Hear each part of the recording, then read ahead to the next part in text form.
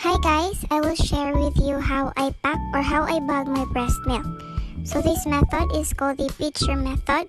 So the purpose of this is to distribute the nutrients.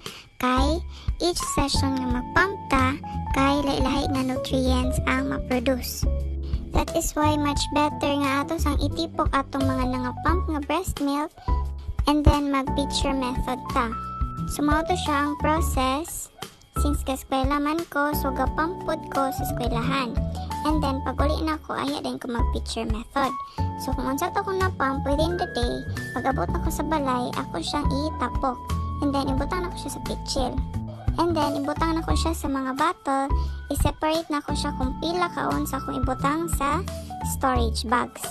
Storage bag is mo na siya kung gigunitan nga color blue, which is diha na to ibutang ang breast milk aron ibutang na to siya sa freezer para ma-preserve.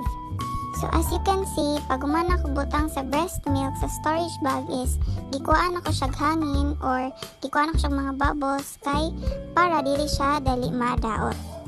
Before day nato ibutang ang breast milk sa storage bag is kinahanglan nato siya libilan kung kalos siya na pack or unsa siya oras na pack ug pila siya ka ounce. Kay para ang katong mga nauna nga stash mao to siya ang una nga makonsume. So ang purpose sad nga gabuild ko stash is because sa una sa akong firstborn si DJ, pagabot niya og 6 months eventually nihinay akong supply. So 1 year siya nag-breastfeed. So mauto siya nga sa akong baby girl karon, as much as possible gusto na akong ma-maintain akong supply. That is why gapump ko.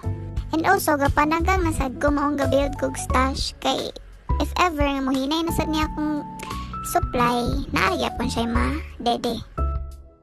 Thank you Lord sa milk supply, nakasave na sad me.